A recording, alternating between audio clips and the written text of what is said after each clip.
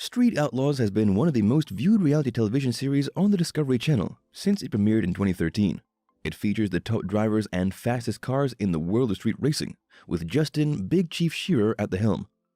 The 405 crew was on center stage as they battled it out for the #1 spot on the famous list. The show's success made superstars out of the cast as they became known to racing and car enthusiasts in the US and around the globe. As such, many believed that they were making serious dough from filming the series, and it led people to wonder who amongst them is the richest. With Oklahoma City, OKC, as the street racing hub in the US, and the Cash Days videos becoming a trending topic on the internet, Pilgrim Studios from Hollywood contacted the guys from the Midwest Street Cars through their website, wanting to do a reality show. After a screen test in June 2012, Discovery gave the green light, and Street Outlaws aired its first season in 2013. After the warm reception from its target audience, the show was renewed for another season and another one, and then before they knew it, they were into their 17th season in 2021. The 405's crew's a competitive lot, and they all want to get into the top 10 list of the fastest cars and drivers in OKC, with the ultimate goal of reaching the top spot. A car could only run as fast as the specs and features one put into it, so they upgraded their cars to increase their power and performance, hoping to make them unbeatable on the street. They would put a call out to drivers in various cities to come and prove that they were the fastest in the country. The hit reality series spawned several spin-off series, including Street Outlaws No Prep Kings and Street Outlaws Fastest in America. Being on the show for many years made people curious about how rich its cast members had become. Reportedly, each received $20,000 to $30,000 for their participation in the series. If they win at racing events such as Cash Days, Grudge Matches, and No Prep Racing, they get to take home the prize money of $2,500 up to $200,000. Plus, there was money to be had from winning side bets. However, win or lose, racing cars costs a lot of money, as one had to upgrade the car to keep it in top shape and competitive on the street. After each race, changes were made to improve performance for the next race, all expenditure coming from their own pockets. Unlike other professional car racers, it was said that they didn't have sponsors, as street racing is supposedly an illegal form of auto racing, although they revealed to the public that the races were conducted in a controlled environment with safety protocols in place. On their social media pages, the street racers talked about their cars and what they use on them, promoting brands in the process. Celebrities generally received payment or X deals for doing this. Here are the elite drivers from OKC and their net worth as of January 2022, according to authoritative sources. Jerry Johnston has been racing since he got his driver's license sometime in the 1980s. His wealth is now estimated at over $500,000. He used to rate with a Chevy Monza, so when a drunk Murda Nova couldn't remember his name, he called Jerry Monza, and the name stuck. With his 1972 Camaro Rally Sport, better known as the Sinister Split Bumper, he won races and even topped the OKC list. His race car was packing a 598 cubic inch big block Chevy motor and PDC Powerglide transmission, with two Monty Smith custom flowed nitrous foggers. Monza and his son Brandon worked on his car together. In 2018, he crashed his car in a race against Chuck Seitzinger. He was unharmed, but his car sustained damages, and its repair cost him $50,000. At the beginning of the 17th season, they'd got rid of the list to shake things up, and Monza ended at #1, even if Ryan Martin crossed the finish line first at half a fender, as he went over the center line by half a tire. He lost to Ryan when they raced again. When he's not racing, he was in his 5-acre ranch in Kansas, either hunting or fishing. He started his YouTube channel, Monza 405 Motorsports, in January 2021, as he opened up his life to the public and shared videos of himself and his team working on his race car, as well as enjoying his hobbies during the off-season. Joe Dominator Woods collected cars, and although his wealth is now estimated at $500,000, he's come to regret those he sold in the past. His love for them was influenced by his dad, who taught him that if he wanted to own a car, he should know how to fix it and increase its speed. He found the Midwest Street Cars website and learned that they were having Cash Days. Dominator knew that he had to be there. The first time he participated in a street race, he became hooked and has been racing since then. Soon he found himself on OKC's top 10 list with his 1967 Dodge Dart, saying that to be #1 and stay #1, one had to have the financial capability to ensure your car would be up for the challenge. He credited Haltech's cutting-edge engine management technology in helping him, especially at the beginning of his racing career. Sean Murda Nova Ellington was born in 1977 in Merced, California. His family moved to Sayre, Oklahoma in 1982. He learned about cars by helping his father's auto body shop that provided services of collision repairs and restoration of old cars. After almost 2 decades of working there, he moved to the city and started a power line business. He chanced upon a driver's meeting one night, watched them race on the street, and it got him interested. It was Big Chief who arranged the first race, and they soon became friends. They helped each other out in having the fastest cars on the street, and so winning races. Sean was competitive, so being on the top 10 list wasn't surprising. By the time they started filming for the first season of the show, he was at number 1 with his 1969 Chevy Nova. His race car was called Murda Nova, with murder as a shortened version of murdered out, which meant a car that was given a full black treatment. He and Big Chief became business partners in Midwest Street Cars automotive shop, but things changed over the years, and eventually they found themselves with different priorities in life, so found it best to go their separate ways and save their friendship. Still, he's also now worth an estimated $500,000. The Oklahoma native James Doc Love got into underground racing through Monza, who introduced him to the guys from Midwest Street Cars in 2008. He constantly upgraded his 1970 Chevy Monte Carlo that he bought from eBay in 2003, and was soon winning races.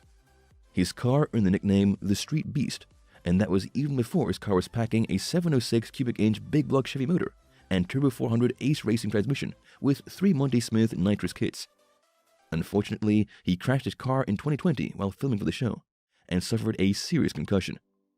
He revealed that he had to sell some of his vehicles, including a toter home, a stacker trailer, and a 1981 WS Bandit clone Trans Am, so that he could build a new race car. In June 2021, he unveiled his blue Firebird, which he called the Stunt Double, and through his Instagram post thanked several of his sponsors who helped him. His need for speed was what drove him to become a street racer, but only after his business was stable. He's the owner and operator of the full-service garage Southwest Diesel Service in Oklahoma, reported to have an annual revenue of $700,000. However, in 2021, Doc pleaded guilty to tampering with the emission control systems on diesel trucks, in violation of the Clean Air Act. A sentencing hearing was set after 90 days, and he faces a possible $250,000 fine and up to 2 years imprisonment, which could put a big dent in his estimated net worth of $550,000. Chuck's father was a drag racer and mechanic, so he grew up around fast cars. He worked in the automotive field from when he was a young man, and in 1990 landed a job as a tech for a Honda dealership. He was an adrenaline junkie, as he's raced his whole life. Chuck started with dirt track motorcycle racing, then drag boat racing, and finally car racing. He was the 2004 and 2006 NOPI Pro 4-cylinder class champion. Wanting to race on the street, he bought a 1989 Ford Fox body Mustang from Murda Nova called the Death Trap and gave it the necessary upgrade. In August 2000, he opened an auto performance shop called Alternative Motorsports that has 8 service bays, an alignment machine, chassis dyno, and other equipment. He continued to work as a service writer in a Honda dealership, but had to give this up when he became busy racing cars and filming for the show. He sold merchandise online on the CSR, Chuck Sightsinger Racing, store, and his net worth is now estimated at $650,000. David Daddy Dave Comstock was one of the fastest among the 405 crew, and has rightfully earned the nickname King of the Streets. His interest in racing was influenced by his father, who taught him to drive fast and to love cars, especially NASCAR. At the start of the Street Outlaws series, it was a construction mogul named Jackie Knox who funded his racing, driving a 1996 GMC Sonoma S10 pickup that had a 632 cubic inch big block Chevy engine with 3-stage nitrous system. They parted ways when he set out to drive his own car, a 1963 Chevy Nova nicknamed Goliath, starting in Season 6 of the series. Unfortunately, he crashed his car during a no-prep event at the Amarillo Dragway in Texas. Then, in July 2021, he crashed his new race car known as Goliath 2.0 at the South Georgia Motorsports Park in another no-prep race due to a rookie mistake. But by October, he was back on the street. He opened his own automotive repair shop called Comstock Auto Service, located in Edmond, Oklahoma. Aside from filming for the original and NPK series, he attended car festivals as well as meet and greet events in the US and abroad. Based on his Instagram posts, he sold racing merchandise including die-cast collectibles of his Goliath. In June 2021, he opened his YouTube channel, Daddy Dave Racing, and his videos have already amassed 1.4 million views, contributing to a small fortune estimated at close to $900,000. Farmtruck, $2 million, and AZN, $1 million. Jeff AZN Bonnet, estimated net worth $1 million, and Sean Farmtruck Whitley, with wealth of close to $2 million, are the dynamic duo who provided much entertainment to the viewers. The two met in a street race and developed a friendship. Farmtruck, with his 1970 C10 Chevy pickup truck, was on the top 10 list when the series started, but soon dropped off the list as he and AZN went their own way, as they had way more fun fishing, which meant that they lured unsuspecting people to race for money. The Marks often underestimated his truck, as it had rusty paint and dents, but beneath all that, it was packing a custom-built 8-cylinder big block engine and 2-stage nitrous oxide. AZN would do the talking, and Farmtruck would do the driving. The show would feature the two doing crazy and fun stuff that involved both racing and building one-of-a-kind vehicles. Discovery gave them their own show, Street Outlaws, Farmtruck and AZN, which premiered in August 2020. 44-year-old racer Ryan Martin was born in Ventura, California, but grew up in Oklahoma. He's always liked anything fast. His first car was an '89 Mustang. Behind the wheel of his 2010 5th-gen Camaro SS, known as the Fireball Camaro, Ryan quickly rose to the top spot when he was given the chance to compete with the guys after the pro mods were removed from the list in Season 9 of the series. He not only dominated on the street, but also on the track, as he won the No Prep Kings Championship in 2019 and 2021. On his second win, he raced with his 2018 ZL1 Big Tire Camaro that was purposely built for a no prep track. Ryan is the co-owner of an automotive shop called B&R Performance, offering aftermarket performance products as well as Fireball performance cars, in which they customize stock vehicles from Ford, Chevy, and GM. His shop also sold merchandise from apparel to die-cast car collectibles, so when he's not filming, he's working at the shop. Aside from race cars, he has another Camaro and a 2017 GMC truck for everyday use. His net worth is estimated at over $2 million. Justin Big Chief Shearer was born in Louisville, Kentucky in 1980. His family moved to Oklahoma in 1992. He used to watch the street races that were happening on the old Route 66, and before long, he was racing against the best of them. By the time Pilgrim Studios contacted him via the website Midwest Street Cars that he set up for racers across the country to communicate, Big Chief was already the race master and organizer of the 405 crew. When Street Outlaws was aired, he was the one who dealt and made peace with the National Hot Rod Association, the NHRA, the governing body for drag racing, which at the time was against street racing as it was illegal.